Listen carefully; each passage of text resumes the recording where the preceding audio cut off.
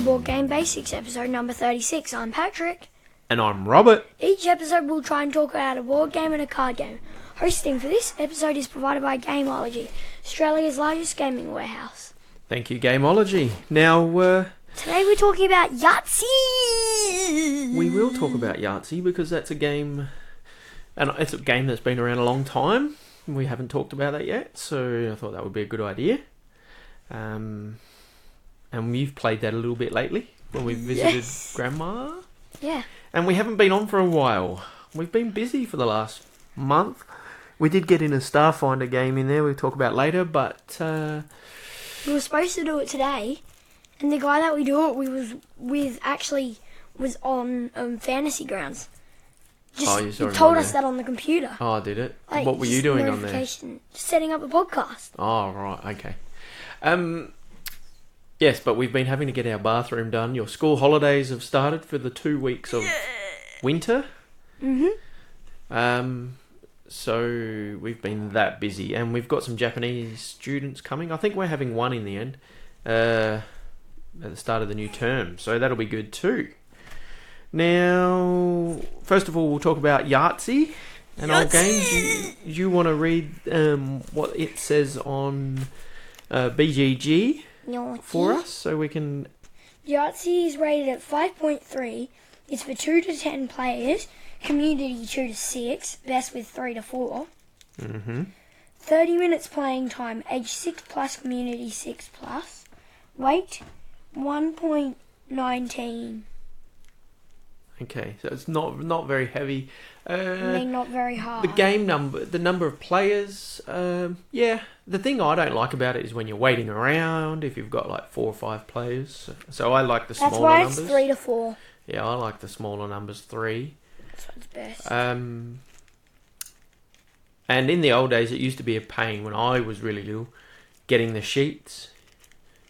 And so you'd be like, oh, careful. Now everything's so easy, you can print it off. And this is one of those sort of games that, you know, if you can't afford to buy the game, you could just play this with 5 dice without having to purchase it. Should we quickly do you want to just explain how you play? So in the Yahtzee, there are 5 dice. So on the card, there's a full house. So you got your 1 to 6, and per game you can only fill them up once. So each square you can only put right in a score once. And then if you go to the bottom of that 1 to 6, there's like, if you got like a 46 or more, you get like a point bonus. 35, I think. 36. 36, you get a point bonus of, do you know how much? 35? No, I don't think so. Oh, and then in the column, the group below that, so the top one is like, I think it was 3 of a kind. Yeah, there's a whole lot of different ones. There's basically poker hands. Then 4 of a kind. Yeah. And then full house, I think. Yeah, there's a big straight, little straight. High straight, low straight. Full house. Full house. That notification scared me, Daddy. Oh, there you go. And also, you get a chance square, and the main one, Yahtzee. Yahtzee, and then you get a Yahtzee bonus. So if you get Yahtzee twice, you get... But what's Yahtzee? So if you get all one number, you get that Yahtzee. So if you roll your 5 dice, and you need to get the same number on all of them. Once when we played it... To get the Yahtzee. Once when we played it, I rolled it once. I rolled a Yahtzee. Mm-hmm. And then you and Granny are just like, there's no way you're going to get another one. And then I just go again, and I'm like, then a different go. I'm like, Yeah, you don't need to remind me about that. Anyway, so we didn't say that there's 5 dice. Yes, I did. And that you get to roll them. And if you don't like what you get, or you can just roll a couple more. You only get 3 rolls. Yeah, you get 2 re-rolls. 3 rolls, 2 re-rolls. Yeah. So, to try and develop your best poker hand, let's say, dice, which will give you the score. Pretty simple game, but the mechanic has gone on to be... Everyone knows the Yahtzee mechanic, which is roll your dice, re-roll, and you know, like kind of like Age of War. Age of War, Every King of time you Tokyo. Age of War is real. King of Tokyo is limited to 3. Age of War Is limited. Is basically until you run unlimited out of rolls dice. until you run out of dice. But that's because you keep removing one. Every time. Unless you roll something that you need. What are you... Everyone knows Yahtzee, so we probably don't need to go into it too much. What do you like about the game? It's just kind of a different one, like roll the dice. Yeah. Write down, like you got to calculate the numbers. Some maths. There's some good maths in it. Yeah, you got to calculate, and then you got you got to work out how you're gonna go about it. Mm-hmm. Which is the best one? And it's also like it's like a list of all the poker things that you can get as well along there. So you like it because you're writing, roll and writing. I like all of it. That's the other thing. Roll and write. This is the first of, in a way, of all the roll and write games. Now there's so many. They've become a real thing lately. You've got the Railroad Ink. That isn't a roll and write. That's a roll and draw. Yeah, same sort of thing. You're writing, you're drawing. Drawing and writing is really. Oh, we've got that one of Mika's Kokoro. The roll and the draw and write. Okay, sorry. I don't mind this game, but to be honest, there's not been one that I've played much at all lately. Played it with Granny because some people that don't like board games they probably have got the game of Yahtzee in their cupboard, and you end up you go to a holiday house. They might actually start buying board games then. Yeah, but they like Yahtzee, then they think, oh, there could be other really good board games. The thing is, that's what you say. You say, oh, you like Yahtzee, really? Well, how about you try insert game here, King of Tokyo. Let's say that we love King of Tokyo. Well, King of Tokyo is basically the same as this. Yeah, but what would you rather play? Yahtzee. What? Yeah.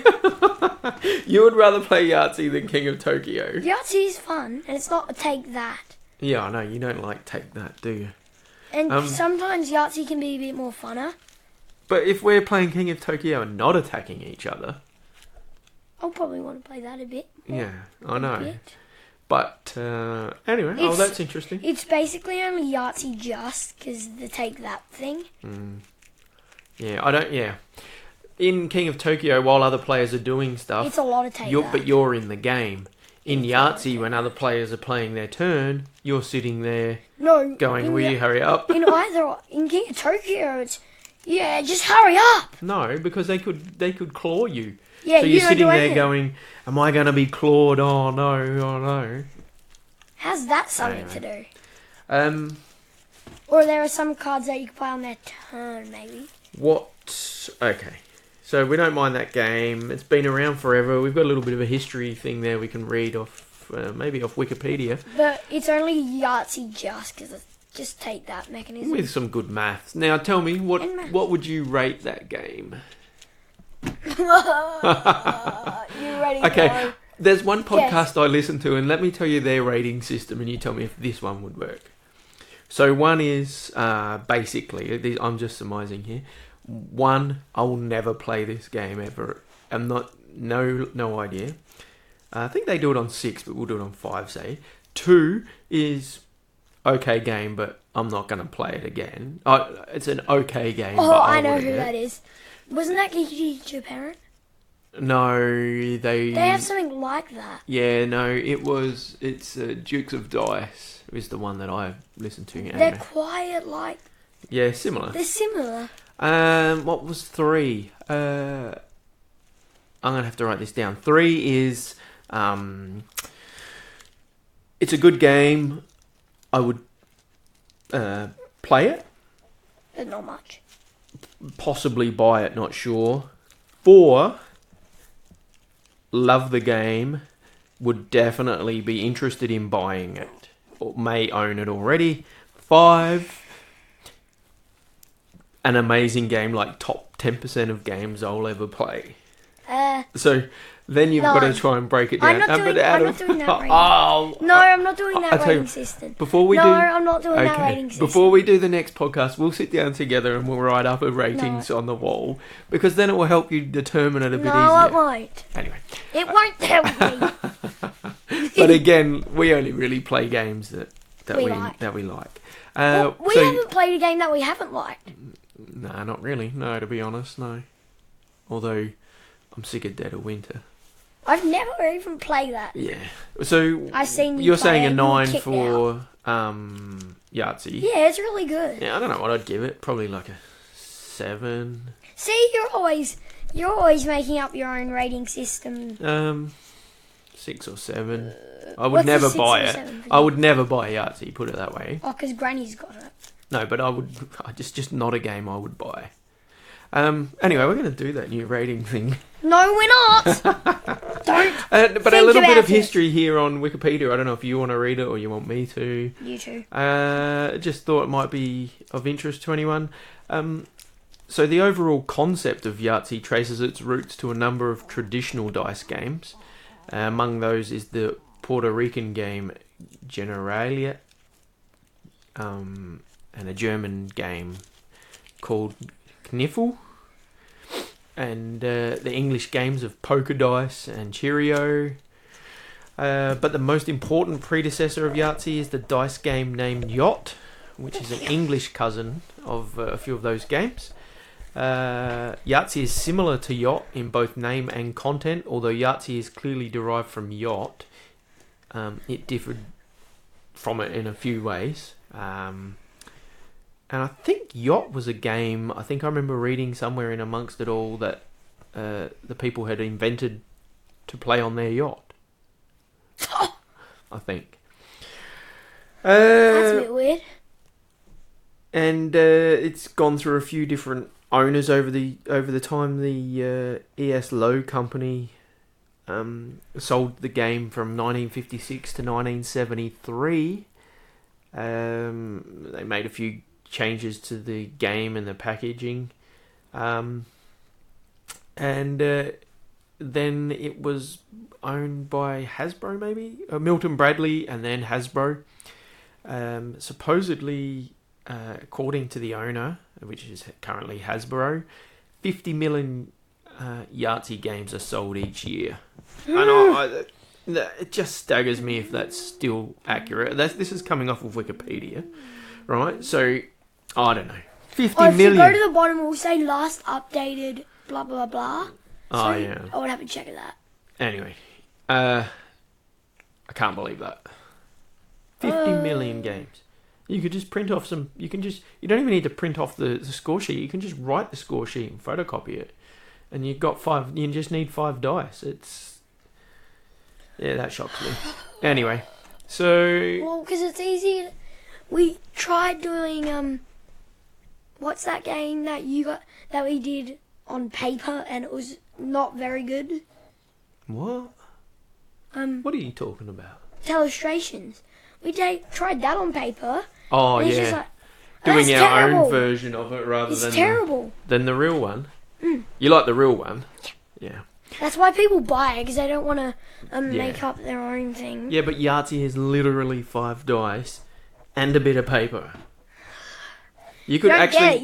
You every time you say that, you end up doing it like that, and it ends up turning out bad. But I'm even surprised maybe they have. I don't know, but they Yes, have whatever. like the pens in there that you can, like the laminated sheet, so you can write on them. Pencils in it. Yeah, but I'm saying to save having a pad of papers, because you can go into the shops and you buy a pad of them. Yes. And anyway, that just interests me. Yahtzee. Anyway, you can see we're really excited about this. People are buying it. Yeah. Well, Because they don't want to use paper. All right. They don't Anything wanna else to make say it about themselves. anything else to say about the great game of Yahtzee? Don't make it. Buy it instead of do what you did once with illustrations. Okay. You made it more weird. Thanks.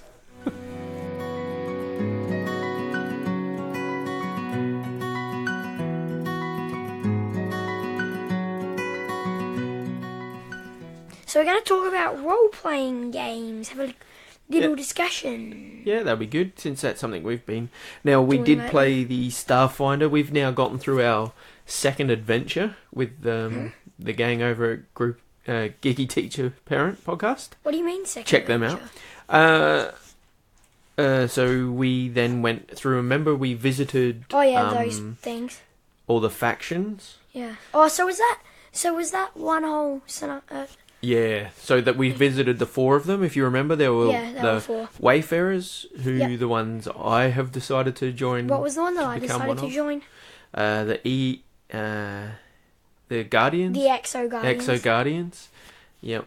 And plus there's the other ones. So we've got Data the files. data files. And the That'll be Geary. yeah, the I other can't- one was Geary. The other one that was And anyway, so we've now been introduced to what the factions are that they might belong to, which has been interesting. So that especially for people like us that are new to the whole system and playing games, we're slowly getting introduced to what's done. What was funny though is what about when you had to line up to buy oh, that was fine. the music, and I'm like, my character who's an android is like, I don't like this music. Everyone else except for you bought music there. Yeah, well, I wasn't buying music, but was I wished only I had, because then 50 you all, credits. yeah, but then you all sold it for more. No, I didn't. Me and Karis and Geary, I don't think Geary sold it. Me, Karis and Geary didn't sell No, it. I'm not sure. So that was fun, and we get to move on to another thing. But something that is being released soon is the Pathfinder role-playing game 2.0. So there's going to be a new set of rules, like basically, and the new adventures, I guess, brought out for a part of that. And that's coming out in August, so good time to be getting involved into it all. I think that they're going to run one of those for us at some point as well, which will be cool because we've never done anything like that. We've only done a little bit of D&D. And then we got Pathfinder on the computer. Oh, the card game. Yeah, that's a card game, which I think follows some of their books, the known books in the past. But so that's going to be good. I'm looking forward to that. The other thing that I've done recently is, because I never have anyone to play any of these games with, I Hey. decided to download the Call of Cthulhu. Oh yeah, I don't want to play that one. There was on the drive-through RPG, which is where you can pick up your RPG games. RPGs. You could get the basic rule set of Call of Cthulhu for free, as well as a couple of little adventures, and one of them was a solo adventure. You're just like, yay, solo. Hey?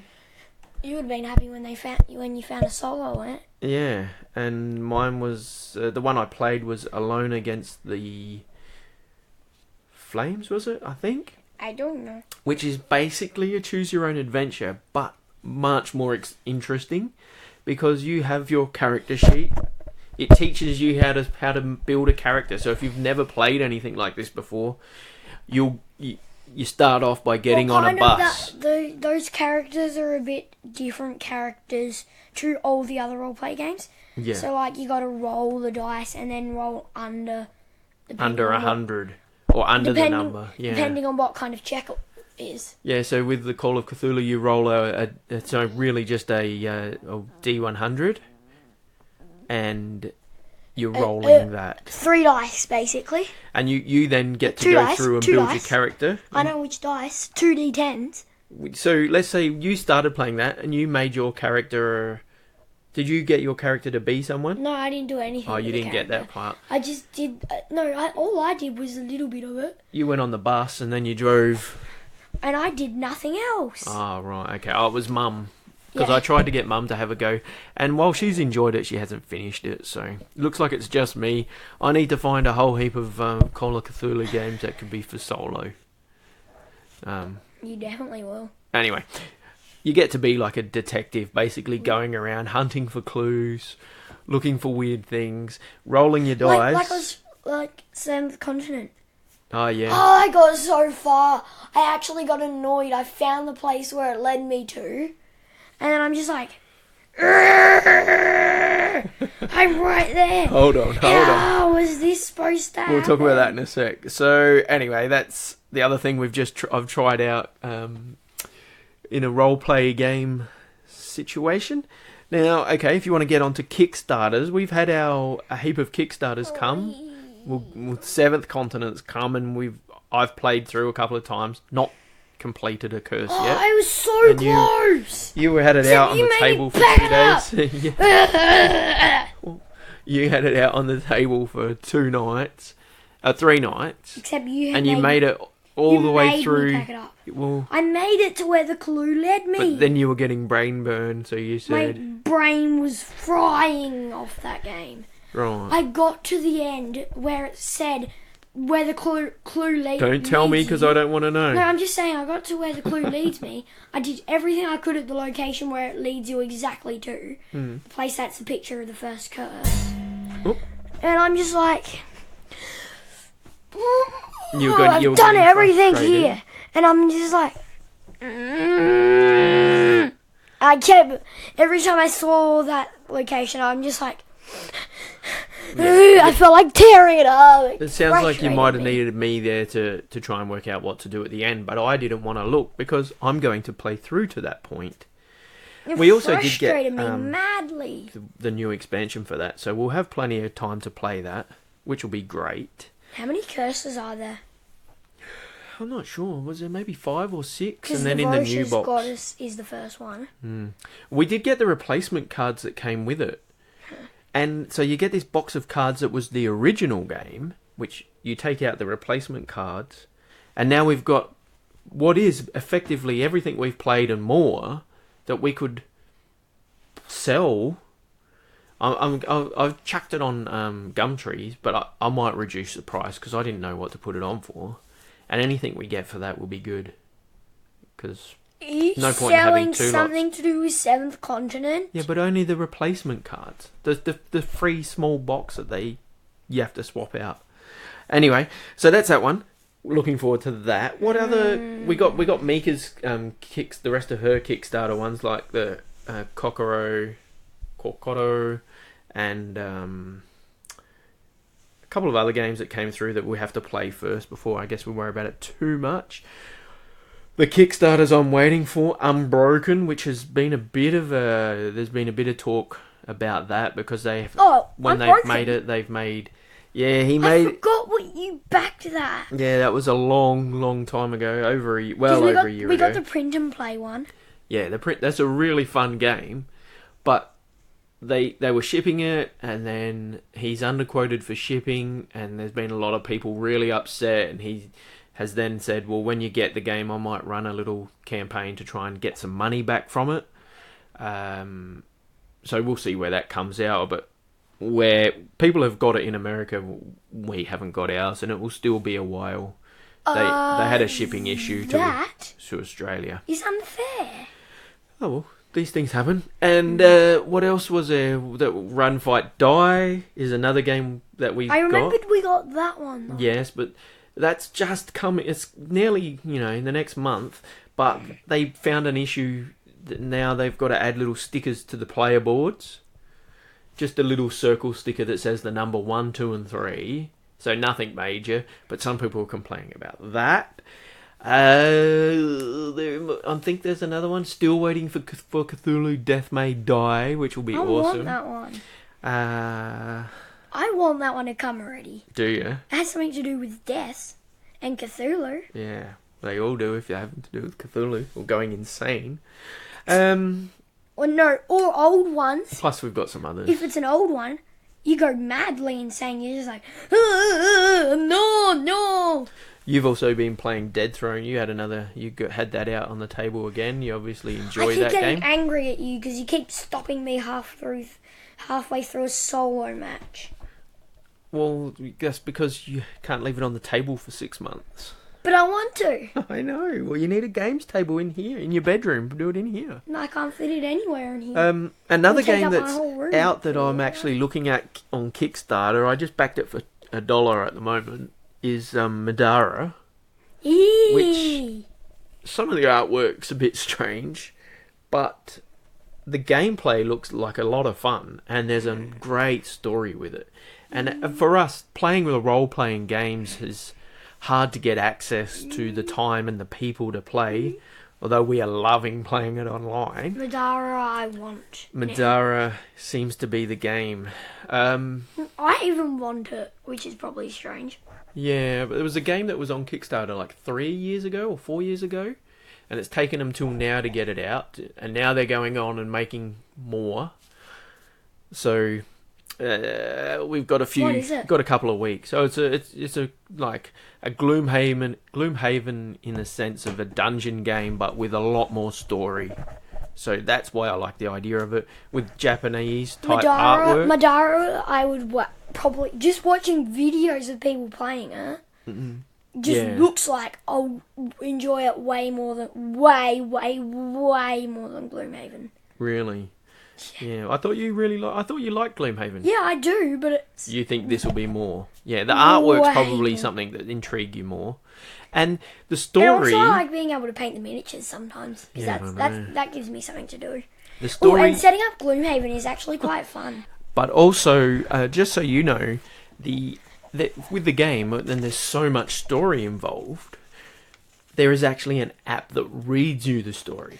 For Gloomhaven. For Madara. Yeah. Because if you were talking about Gloomhaven, most of the stuff for Gloomhaven is now on the app. And I do not want to play Gloomhaven. Only the controlling the monsters and all that. Yeah, but I do not want to do that. That's fun. Okay, well that's fine. We can still do it that way. It's just that we've been doing that. And anyway, so Madara is something I think we're going to have to do to get our RPG fix, but it's expensive.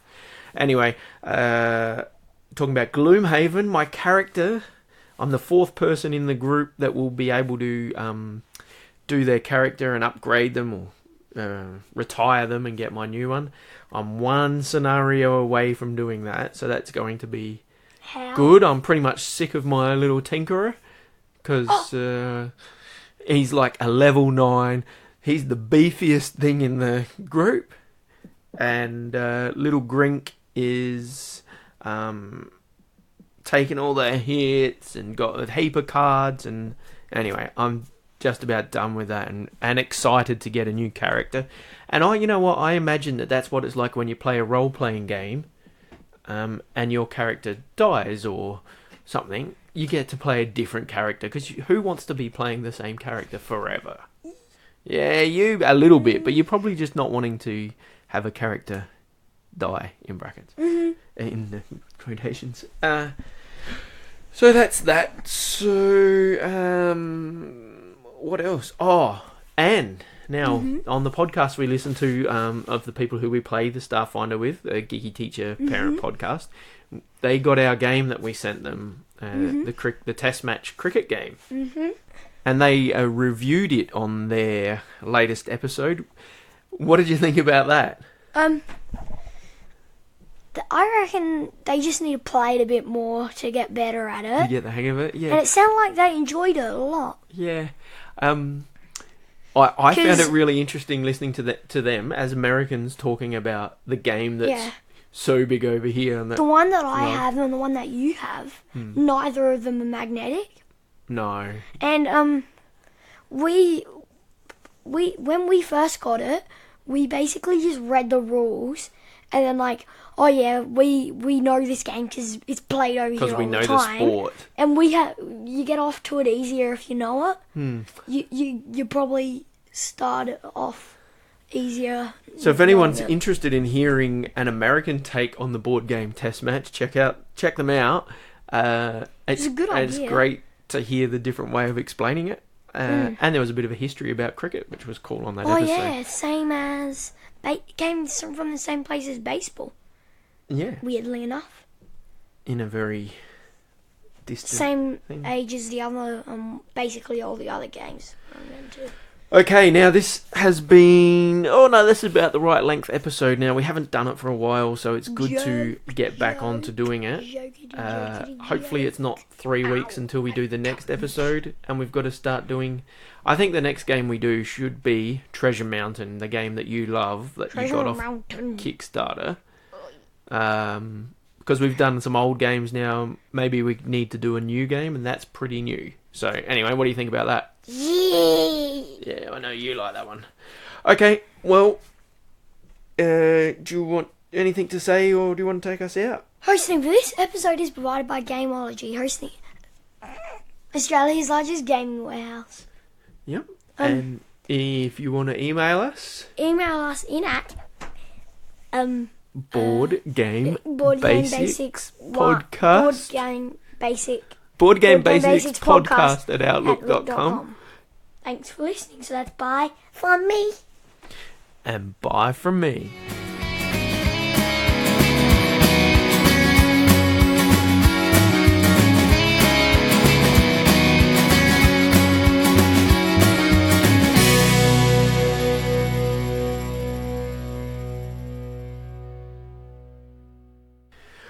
Okay, so that's done. You're in one of those moods today, aren't you, Mr. Silly Mood? Hey? Yes. Our times have not lined up for recording very well, have they, lately?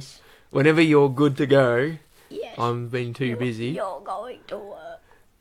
We're doing tiling. Can you talk properly? No. Oh, dear. Alright, let's get this done then. Why was 6 scared? Why was 6 scared of 7? Oh, haven't you done this one? It's 8 something. 9. Yeah. 7, 8, 9. What did because 0 say to 8? What did 0 say to 8? No, I haven't had that one before. What did 0 say to 8? Hurry up already. I'm not sure. Nice belt. Very good. Very nice belt. Dear. Do you get Maybe it? next week. Yes, I get it. Because basically 0 is 8. I get it. And it's being squeezed.